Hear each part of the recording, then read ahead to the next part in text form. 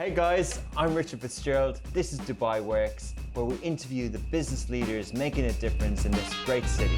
That business with scalability was very interesting to me. I like building something that has legacy.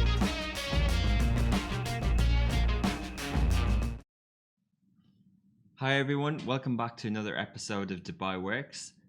Today's guest is Alex Hawari, CEO of Mediaquest, who are one of the leading publisher houses and events groups in the region, established for I'll hear exactly how many years, with a staple of brands that you'll be familiar with, such as Marie Claire Arabia, AME Info, Communicate Middle East, and they're also prestigious in the events industry, with events like MENA Effie's Arab Luxury World. Today we'll be discussing the current state of affairs in the publishing industry with the impact of COVID-19 and the story of Mediaquest's success, and the digitalisation of the industry and trends in the future. Good morning, good afternoon, Alex. Good afternoon. How are you? I'm great. With the circumstances, I'm very happy to be here with you. And you've been working at home. Mediaquest employees have been working at home. Are they back in the office? So we've been working at home since March, and we opened the office 2 weeks ago, but it's not mandatory for people to come. I think it was actually requested from the employee to open the office because you had some people that have been alone at home or just wanted to at least get out a little bit. So it's not mandatory to come to the office, but to have some few people coming. We're still keeping this home work from home, which I'm a big fan anyway. Yeah. I mentioned how long Mediaquest has been established. I think, correct me if I'm wrong, in Dubai for 20 years and originally in Paris in 1987. If that's correct, have you ever had to deal with something like this before? So yeah, so we launched, me and my brother, actually, the company in Paris directly. I think people can get it with the French accent, although I'm originally Lebanese, but I live all my life in Paris. So we started in Paris in 97 and I came in Dubai in 98. And since we're based in Dubai. So no, the Corona, we had the 2001 crisis, we had the 2008 crisis here in the region, but nothing compared to what's happening today, because I think it's a multiple of things that are happening. You have the economy, but also the shifting in the business, which was already impacting the business for quite some time, and I think it's just accelerating the whole change. Yeah, so talk a bit about that. You know, the media industry, as people will be familiar with the narrative that is, it's been disrupted. There's a duopoly with Facebook and Google. Print has been disrupted. Classifieds have moved online, and it's kind of happening over the last decade or so. Where do you think we are now? And is it a unique industry? Is media the most disrupted industry by digital?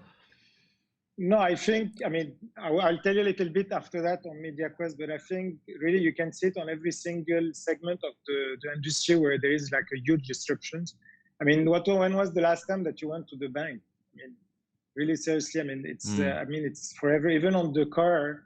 I'm not a big fan of driving, and I can tell you I'm a big user of Uber. And I think like when you come from a country like Paris, where it's very difficult to own a car, just to park, I think everything is really getting disturbed on this part. The food industry, the media is one of them. So just to come back on the media industry, like Mediaquest, we really like a kind of a holding. So today we have different segments of the industry. And Mediaquest, as such, we have the Mediaquest Corp, which is a holding that owns a couple of companies. We took the trend very early in 5 years ago. We launched the biggest marketplace in programmatic that we own. It's called MMP, which is the largest programmatic platform in the region. And it stretched from the Middle East all the way to Asia. And 2 years ago, we launched MENA, which is DMP. I'm a big fan of data. It's a pure player on data, which collect the whole first-party data and can push directly a footfall in the mall, and also directly download of app, push on the e-commerce. And then we have Mediaquest, which was the core of our industry, which was the publishing, which obviously is transforming. But I still believe in publishing in such is it's not about the printing, it's about the content. I'm a big fan still of content because still people more than ever wants to read some good stories. And I mean, you know, with the number of fake news that are happening today, people are still going back to some brands. So I'm a big fan of brand and people. Yeah. I'll just give you an example. The first thing I wake up in the morning, people are telling me they go to Facebook or Twitter. I just go to two French newspaper and the FT to read exactly what's happening in terms of having the real news. Yeah, interesting. What are the French newspapers you read? Le Monde, and which is really a political newspaper, and I have Les Echos, which is more the French Financial Times. Interesting. So I think we can talk more about that as well. But just so Mediaquest essentially is a very modern media company in that you have different arms, different subsidiaries, different entities. The programmatic MENA marketplace. You have events. You have publishing brands. And MEMOB is in the mobile space. Is that and the data space, really. Oh, sorry, yeah. So okay, sorry, it's a DMP, a data management platform. Yeah. Okay, interesting. And do all these things come together under your publishing brands, or are they their own? So no, they all in silo. They all have their own PNL, their own CEOs.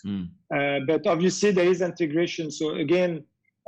Today, like I'll just go back on the data. Today, there is a lot of data. Data is available. The main thing, which is really very precious, and I think for me, it's the whole of the 21st century, is the first-party data. So the more you can know your customer, the more you can have personalized data, and then the more you know the consumer, the more you can really target him. So the way it works is we have the publishing arm, which, for example, we have Marie Claire, and my MEMOB solutions comes under it to collect all the data that we can collect from the different, from the social, from the website. And from that, we'll be able to build up some data tank, and then we can do more analysis on the people that are coming. So we really, at the end is really to do predictive sales and push people, obviously, to have a better messages. So, I'm a proud dad, and I would love to receive some more information about kids games or kids things that are for the kids or learning, where if you start sending stuff for a single man and you receive Pampers stuff and extra, it's not very interesting for him. So the more you have these tools to analyze the data, and the more it becomes personalized, the more you can reach them, and the more you can do really efficiency in terms of the selling. So it's very important to have all this, but the key thing starts with the content. It's really, and content is everything today, but it's just, again, good content. And again, we're all fighting for the same apple pie in terms of the time spent on our device, whereas the Netflix or the Google, we're all doing the same things. Yeah, interesting. So many things to touch on. Just getting on that, the data and the content is clearly core. Do you think that programmatic, in a sense, and having that type of business may be different? How do you view kind of cannibalization, and how do you view different businesses together under a holding group? And do you have a strategy around that? Yeah, so again, for me, it's really, for me, the core thing is the content, and you build around the content the different platform that can help, obviously, improve the content and improve. At the end, is to reach what the consumer wants. So the programmatic part is more. For example, you were asking me what is the disruption on our business. Is there is no more this media placement where Google came in, then they all fighting for a very lower CPM. And this, you cannot afford to have a sales guy that just go and sell and add banners. This doesn't exist anymore. This has to be done programmatically. It's done between the two computers, the DSP and SSP. Then it's basically two computers that talk to each other. It's mainly like a stock market, and it's computers that talk to each other. And this is really on the part where you can still have some money because there's still some ad placement that should happen. But also from the programmatic part, you can have build audiences the DMP can help on building the audiences. It's all about the audiences. At the end of the day, is you want to reach the audiences. Content help you on reaching the audiences. Is you read the Marie Claire, you're talking about Marie Claire, I read something on Jimmy Choo, I click a button and boom, I go and do the shopping.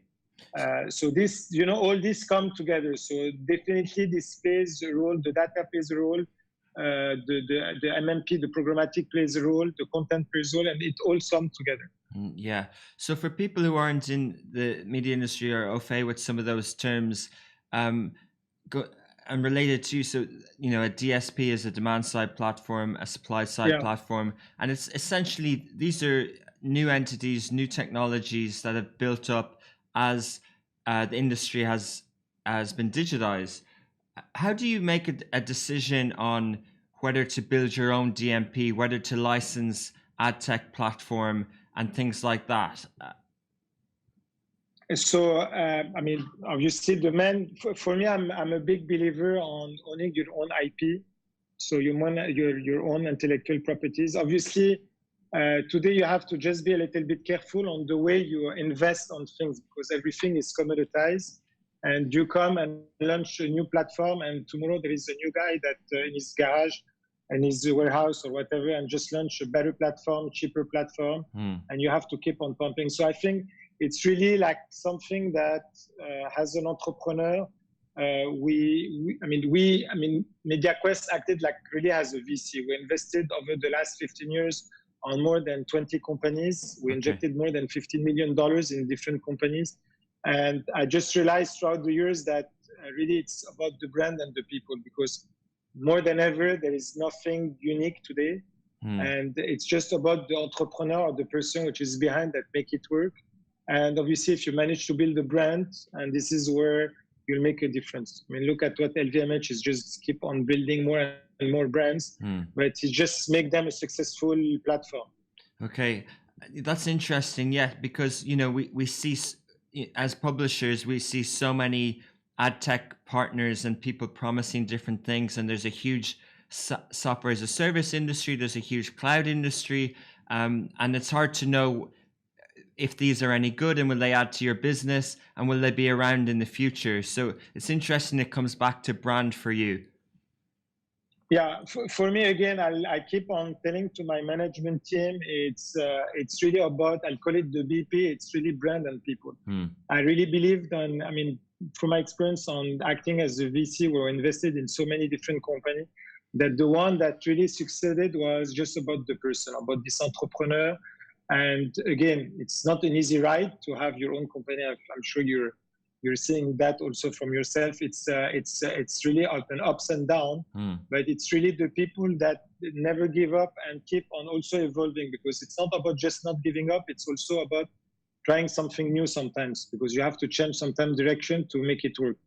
And it's just about this and building the brand. So on the publishing side, and I'm very glad that I have been surrounded by really great management team, because on all these different platforms that we have, it was different people that worked with me for the last 10 years or 15 years, and then move on the ladder and became the CEO of the different entity.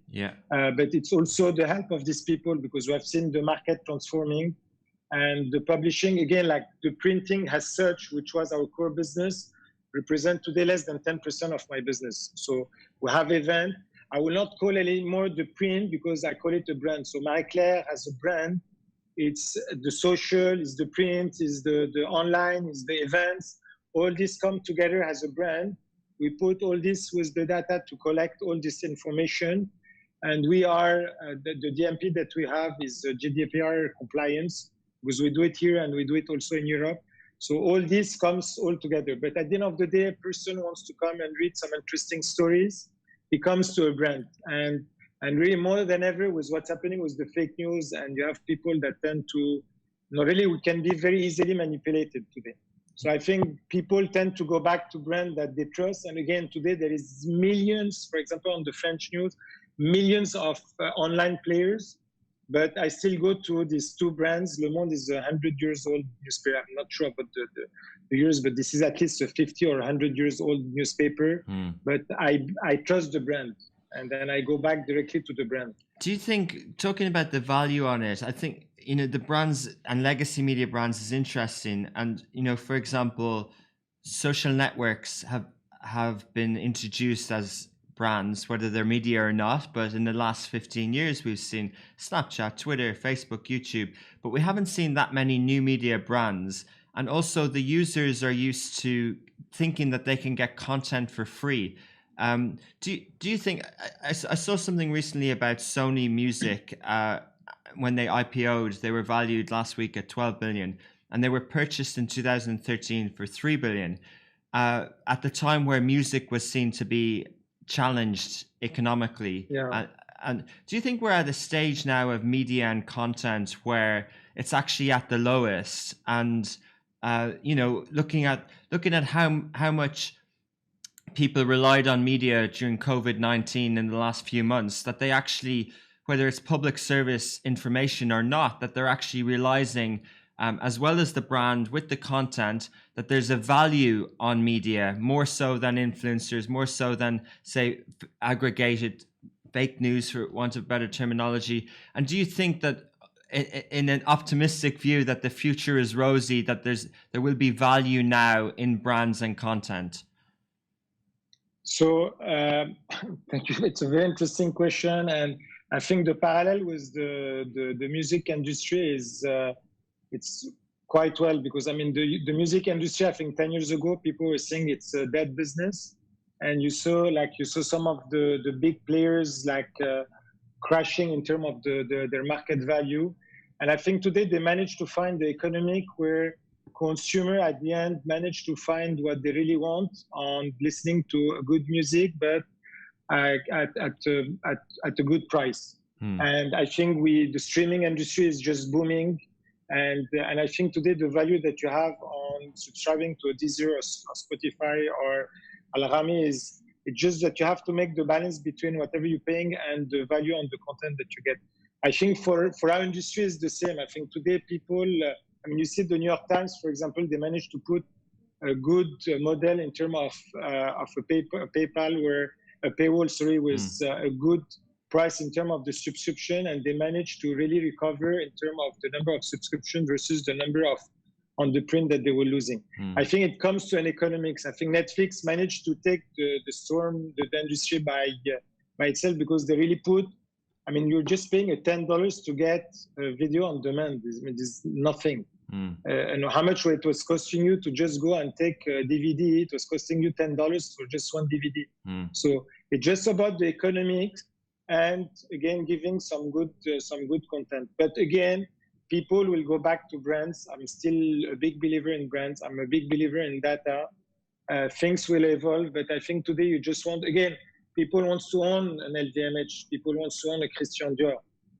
But what's the difference between my Swatch and the Patek Philippe? Is the brand, the image that you give. So, and same things on the content. People want to go to things where a platform that give you the right content, the right informations, the right movie, the right music. But yes, unfortunately, with the rise of the internet, people are used to get things for free, but they will be ready to pay if they have, the balance between what they're getting and the price that they're paying. Is it harder to change a legacy media brand to this new economics model, where the value is different, the price is different to the end user? Is it harder to turn it around? You mentioned the New York Times, and I think they had to take out a loan from Carlos Sim in 2010. They were really struggling, and now they're the darling of media. Everyone wants to work for them. Their proven model, I don't know, 1 million subscribers or something like that. But they obviously went through some pain to turn it around. Do you think that's a rite of passage? Do we all have to? Do all legacy media brands have to struggle for a bit? We know that Condé Nast, for example, are struggling. How do you is it harder to turn it around, or is it easier to launch in digital and have subscription from the start? I think it's difficult first to take a decision from a business that used to almost print money for you, it was doing extremely well, to just decide, it's time for me to just change. And this comes from the leadership. I think it's. I mean, look at Apple. I mean, as much as great was Steve Jobs, but he's really a leader that took a decision. And I mean, the iPod was not something new. I mean, it's just like improve the product and build the brand around it. And again, from our industry, it's the same. I think it's a painful job to do, but unfortunately, we'll have to go through this. We need to change, and with the COVID, it's just accelerating the whole things. Still thing, like we're just talking about the home from work. I think today this will change forever. I mean, obviously, it's.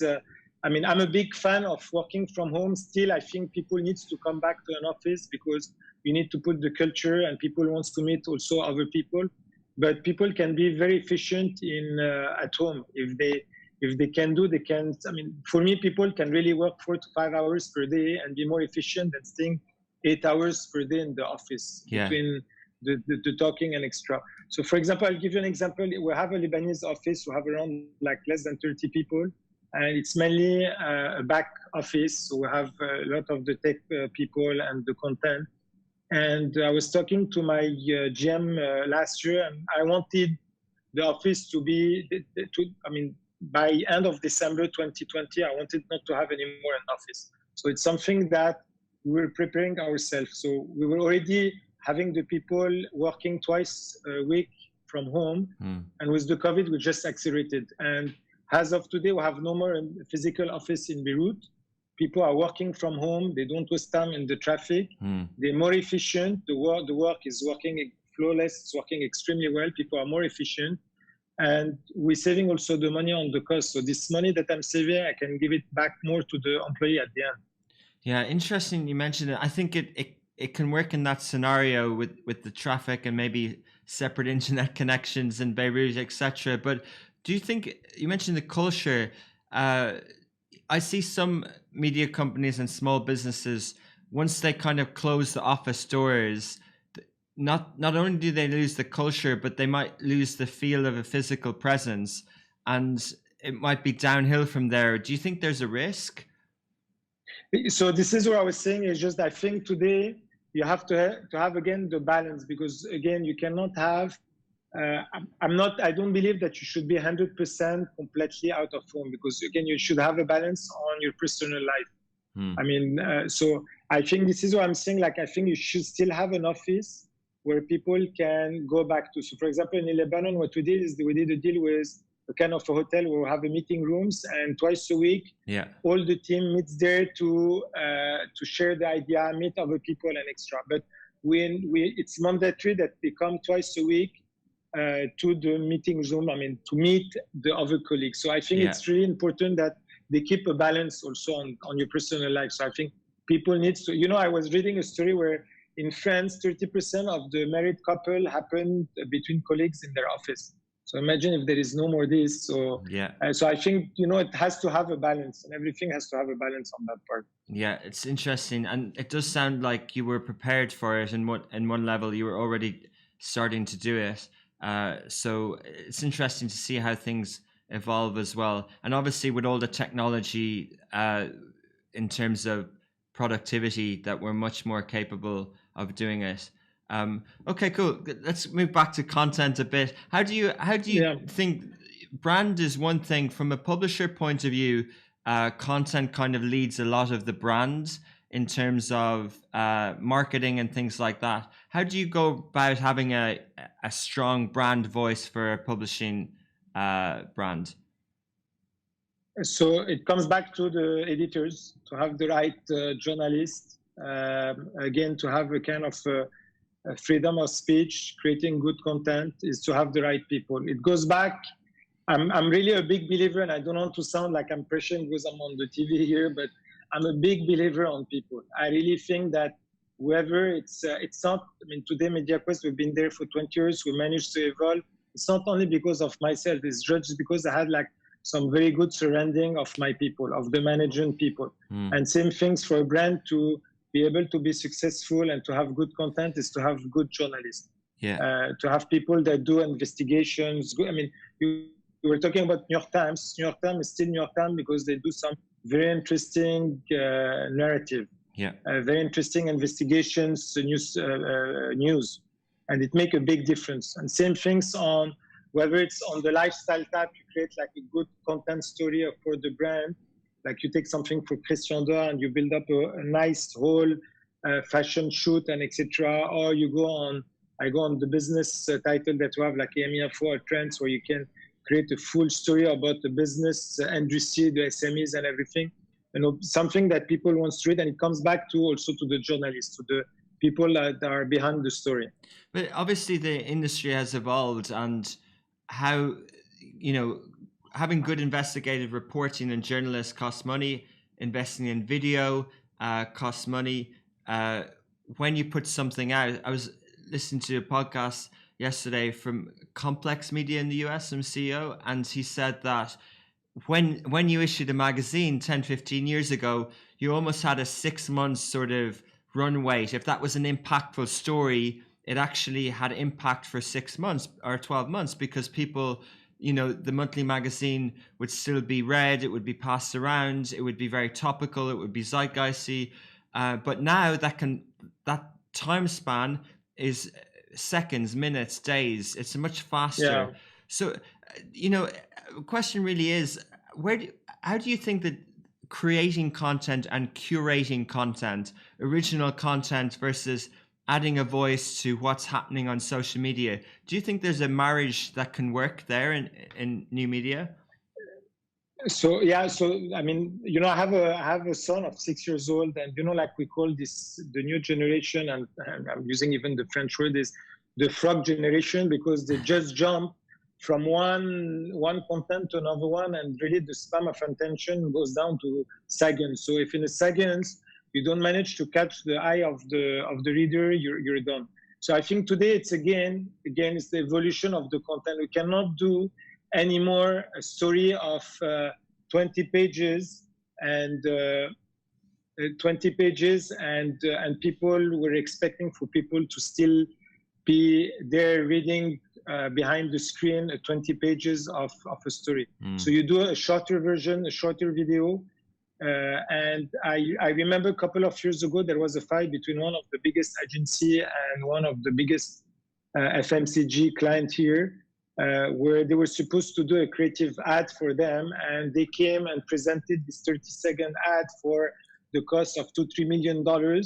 And the client, this is not what he wanted.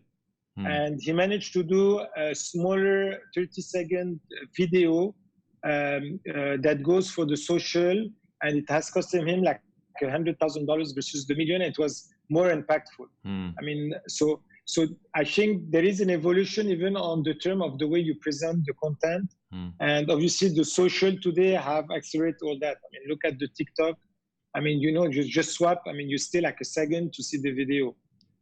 Facebook, Instagram, and all this. I mean, the way we're consuming media also is completely changing. So even us as brand, we need to adapt to that. So yeah, and more so on the where do you sit on the view that you can create brands on platforms, not necessarily on your own platform? For example, a lot of publishers now are creating, legacy media magazines will have Snapchat Discover sections, or they'll do publishing sections just in partnership with Twitter or on YouTube, and they'll make series and shows and video. Do you think they're losing? It's like when the old example of when Borders, the bookstore, put their e-commerce on Amazon, and then they went bankrupt and they came back. But do you think that's a risk of happening? When you own your IP, would you prefer that, especially with the data that you believe in, would you prefer that they're coming to your platform, or is it revenue opportunity to partner? So I think it's a very good parallel. I mean, I think today, unfortunately, the problem is that when you put your content and your platform on the social platform like Facebook, Snap, and etc. I mean, if they will give you 99% of the money, it's great. But if they don't, and at the end of the day, yes, it's going to become like a Borders and Amazon, or Toys R Us and Amazon. And I think we as media people or publisher or whatever, we need to find ways of making, because again, you're right, to do a good content, we need to have good journalists, you have to pay for good content. We have to find ways of making the money outside of just purely the media. And this is where I'm a big believer in the data. And I think, again, today, if you manage to bring the people, collect the data, have the right tank of data for the consumer, knowing everything about I can go up to 17,000 points on every single data point that I can collect. So I can know a lot of things about you, and then this worth a lot of money when I'll be able to go to Johnson & Johnson, Unilever, and Extra, to be able to tell them, like I can predict you that this guy will, within 1 week, he'll go and buy a new toothbrush or whatever. So I think this is the way we can try to do the money.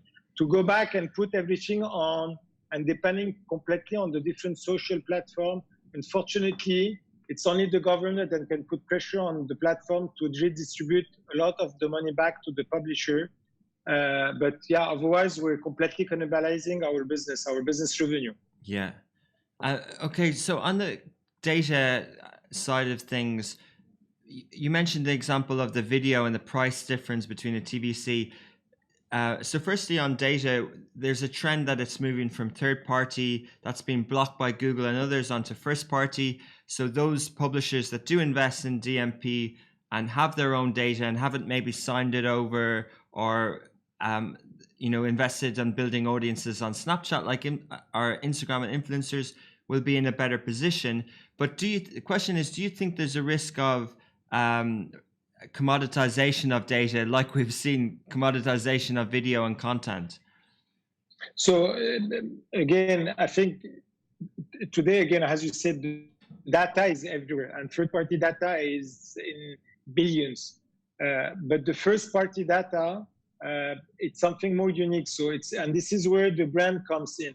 So you build like a Marie Claire. There is not like millions of Marie Claire. You have the different competitors that are there, but you don't have millions of brands like Marie Claire that do nice content, and the people that comes there are more inclined to read a nice story. And this is something which I think people will fight for the first-party data. And I think the first-party data is not commoditized, because at the end of the day, this is the uniqueness of the first-party data. And I think this is where us as brand, I think we should be a bit careful of where we're putting our content, because it's the Google and the Facebook and all the rest that are collecting everything for us. Yeah. And these guys are not sharing the data with us.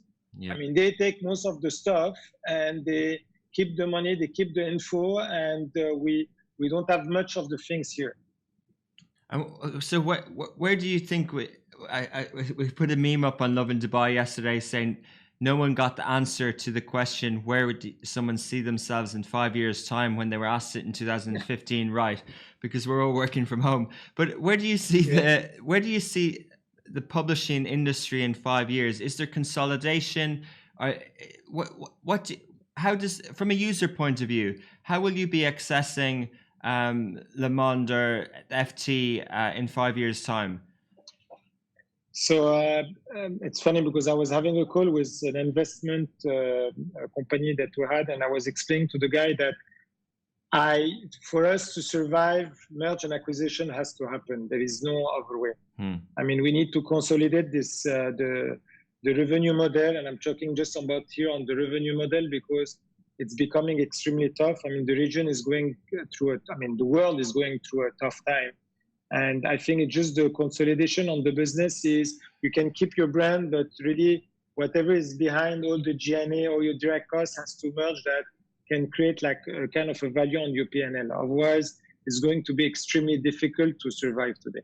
And I think today you can still, really, I love this model of LVMH, because the guy is taking brands, and he's still building on the brand. But the core, which is the whole holding that have all the G&A and the fixed cost and everything, keep on reducing.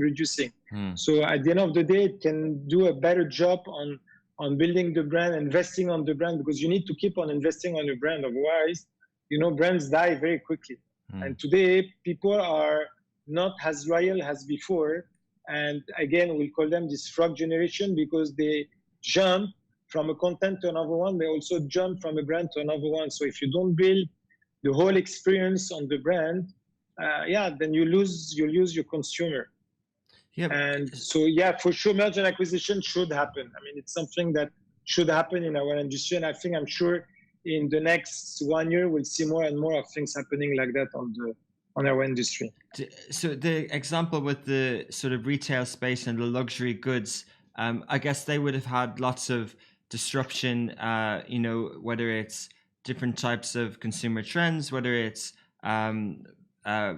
plagiarized or counterfeit goods, but they're still coming from a strong place where people do appreciate the value, and so it was possible to build up a holding group like that. Is it as possible to have a publishing group? Because many M&A has happened in the media space in other markets, and in this market in a way to try and counteract the big tech. Is that why you think M&A is needed to give clients another option? Would it be to fight Facebook and that sort of thing, or is M&A needed for a different reason? So I will not go on. I think today, if I build my business, it's not to go and fight other people. It's really to build something which is better and good for the consumer in terms of the content. Because obviously, if I just focus on just doing the fight, I'm losing the eyeball. And so I need to focus today. My main thing is to focus on building nice brand. And the nice brand is you have to invest in it. And today I have to see my P&L. I need to see the economic, and I need obviously to see how I can reduce. So I think the work from home can help me this on reducing my size of the office, put more money back to the employees here. So there is things that we need to engineer different things here. I think today the big players, and I'll go back again to being French Lebanese, I have my eye really all the time on the French media. Again, I mean, these big groups have billions of dollars of cash reserve. They can just completely smash you. But I think also, again, today for them to move, it become more and more complicated. So I think it's good that again, us as the media, we need to focus at the end of the day for what the consumer wants and how we can deliver it and how we can deliver a better content. I think this is where I want to build the better things. And if there is merger and acquisition, is just obviously not to go and just compete about them on the size and everything, just on building a better content platform. So I want to talk about the events industry as well before we finish, but just on the M&A, over the years, there's been VC money into media that hasn't maybe returned in the right way. In the US, for example, is now a bad time to value a media company? It's now a bad time to go into M&A. What do you think? So, it's funny, like in 2008, before the crisis, we had one of the largest private equity that entered the group as a minority.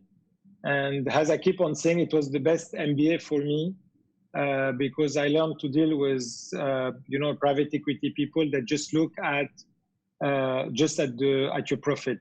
It was big battles from day one because, again, they were not having the same vision. I mean, again, on the media, and you have to go invest some money and keep on investing before you build something and before the return comes.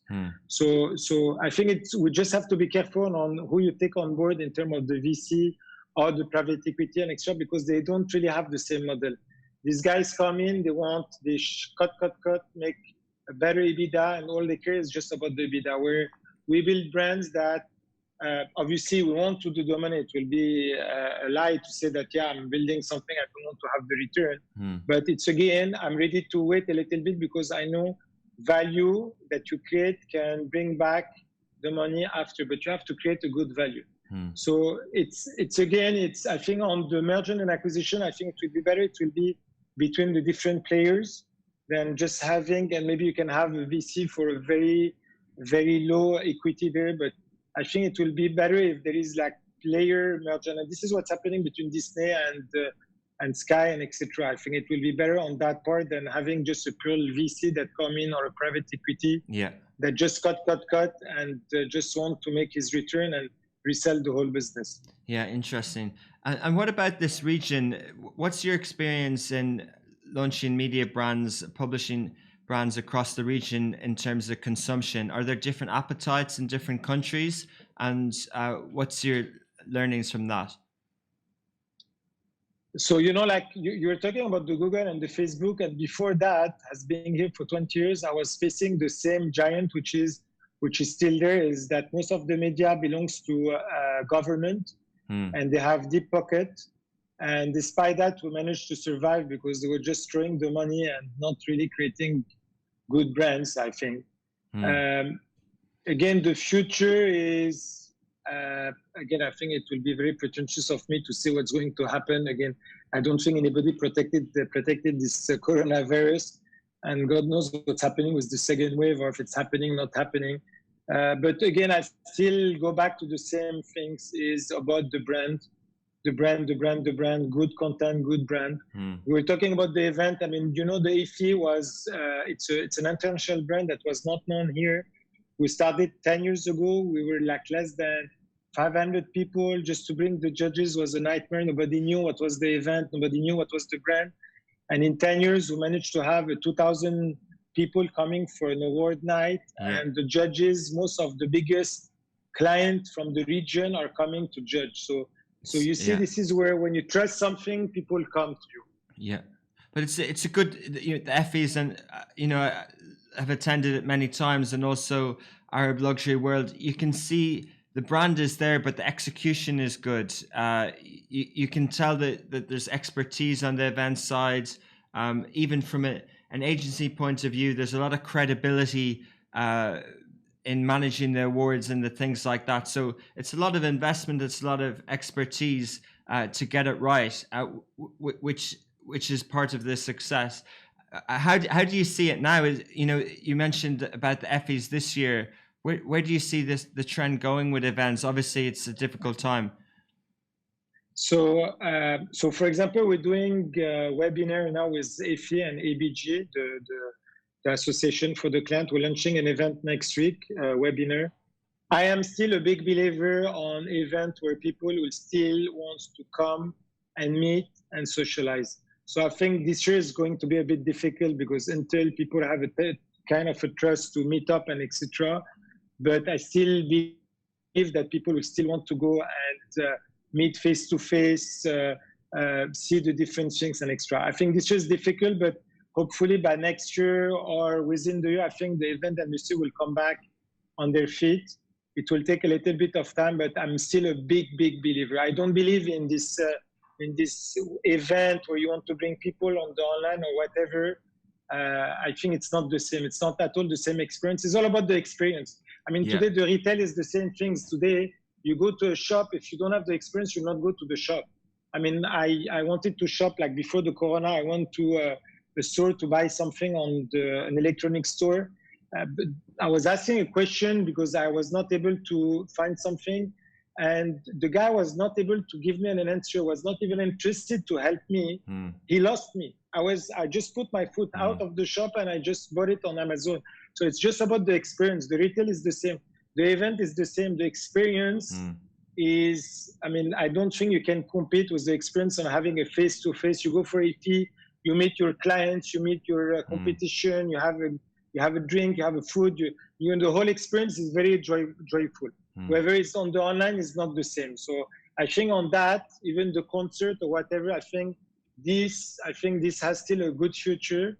Obviously now, I think maybe for a year or 1 year or 2 years is going to be a bit of a struggle, but I think it will come back. So you don't think the same thing is going to happen with digital subscription and online media in the event space in terms of we'll all be attending digital conferences at a lower price point than attending a real event? No. How many digital conferences did you attend for the last 3 months? I haven't attended many because I've been busy, but I've been invited to many webinars. There hasn't, but it's a good point. But there haven't been many good digital. The execution isn't good. Whether it's experience or not. Webinar is fine. It's like this. It's a Zoom call, but the people haven't really invested in a digital experience that's good yet. But maybe it's a new invention. No. So, yeah, maybe. So just to go back on the point, so the webinar, the small webinar, like a class type of stuff, this, I think this is amazing. And I think this will also disturb for the long, I mean, this is done. I mean, today you can go and have your courses on the online or a small webinar, 50 people, this is great. But the big platform, like you do the Cannes Festival, you do the, you go and do the one that's happening in Portugal, the Web Summit, or the Mexico, and etc. I think just the experience is so different. I mean, just you meet, like, you know, it's just about meeting. At the end of the day, the conference is about also meeting, opening your eyes of different things. Yeah, you learn so much more. Maybe this will change. And as you said, the experience, maybe there is something that has to come on that space that will give you, maybe with the eye experience, I don't know, there is something that will happen this, but I don't think this is happening today. Maybe in 5 years from now, the experience will be so amazing to be on online, where you feel you're a part of the whole experience. It's all about the experience. But I think today we don't have this yet in our field. And I guess the digitalization of events isn't just virtual events. It's having digital touch points at physical events, and there's innovation there as well. It's innovation. It's again, it's you roam around the different conference, you see like something that you haven't seen or you're not ready to see. Where you go on the digital part, you know, you have to be prepared, and it's not the same experience. Maybe I'm too old for that, but I think it's today, as you said, it's just about the experience. And I don't think on the event part, I'm talking about the big event, not the small webinar, the class type. This is not yet there. So okay, cool. So where is with your magazine, Communicate magazine? How do you see the advertising trends for this year? Is it related to the economy? Are we talking, you know, is this going to be a very bad year? Do you see it as a rebound at some point as well? No, I think the rebound will take a little bit of time for simple reason. It's just that today, for example, versus that country where they had a kind of a caution where the government really came and helped people. Most of the people didn't lose their purchasing power. Here, unfortunately, in the region, you know, it was really a bloodbath. People lost jobs. People lost purchasing power. I think most of the people that I know have had cut salary. And this goes from 20 to 30%, even to 50%. And obviously, you'll be more cautious on spending. So I think from the media industry, this is going to be a rough, I think, 2 years before things get back to the normal. I think the region to bounce back needs to go back to what it used to be 20 years ago. And I'll talk about Dubai, where the problem of Dubai is to do business in Dubai is too costly. I still believe in Dubai. I still believe in the region, in Saudi and extra. But because there is no alternative to Dubai today, but to do business in Dubai is too costly. I mean, it's just crazy. I mean, if they manage to go back to what it used to be 20 years ago, then it will be a winner again. But again, today, Dubai live on tourists. Today, there will be maybe 100 tourists that will travel the world, and every single country will go and fight for these tourists. So they will go and give cheap rate for the hotel, for everything. And Dubai is still a very expensive place. Just to go back on the media industry also same. I think the creative industry has a bit more stamina to last because they have fees that they charge to the clients, and there was some creative work that was still happening. The media industry, I think, are suffering as much as us because although we all seen our audiences growing, but there is no media spend. So obviously, I think the media industry will also have to change. I mean, the guys, all these media players, they will need the media agency. I think they need to change. I think they had a lot of fat, and unfortunately, all this has to change also. Can you explain that a bit more? Which part? On the media agency, for example, I'm seeing they had like how many people that were managing a client and everything, and I think all this needs to be reduced. I think for the next 2 years, we'll see, unfortunately, a lot of layoff from the media agencies. Efficiencies on staff and resources. You talked about the costs of Dubai. Do you think many of the costs here aren't regulated, as in their market dynamics? So potentially this period will drive prices down, and maybe that will stay longer. And do you think that might happen? Because it kind of takes two to tango a bit. We're all part of, we all, supply and demand. We all paid those prices, for example. We all gave those benefits to staff and things like that. Whereas we mightn't necessarily have done that in other countries in the region. So do you think there's a leveling out going to happen as Dubai matures? I think for me, for Dubai to bounce back, the price has to go down, and I think it will happen eventually. I mean, it cannot sustain the way it is. I'm still a big believer in Dubai. Again, today people are saying like tax. And again, I come from, being French, I come from France where I pay 50% of tax on my revenue. So it's great in terms of crisis because obviously you got the caution by the government helping you on that. Yeah. Obviously, I came here for, the first things for me to come here was really for tax reason. And I understand that the government cannot come and help you because we're not paying tax. But I think today they can regulate a little bit, couple of things, schooling, retail, rent, and etc. to just push price down, and it will have an effect. I mean, today, I was trying to renegotiate my rent for my office, where I have nobody for the last 4 months in my office, and the landlord said, no, I cannot reduce. So I paid 4 months of rent for nothing. And I understand the guy because the guy didn't help because he has a loan, he has everything, and still have to pay his dues. And on the other hand, I cut my salary for the people. So my fixed costs are still the same, but my salary cost has reduced. Yeah. So okay, I think we've lost you, Alex. Yeah, okay, cool. So we're just coming up to 50 minutes and we're finishing up. He might come back. Technically, it worked excellent up until now. Alex, if you can hear me, thank you very much for being the guest today. Best of luck with coming out of coronavirus and over the summer, and looking forward to catch up soon. Thanks, everyone. Bye. Hey guys, I'm Richard Fitzgerald. This is Dubai Works, where we interview the business leaders making a difference in this great city. That business with scalability was very interesting to me.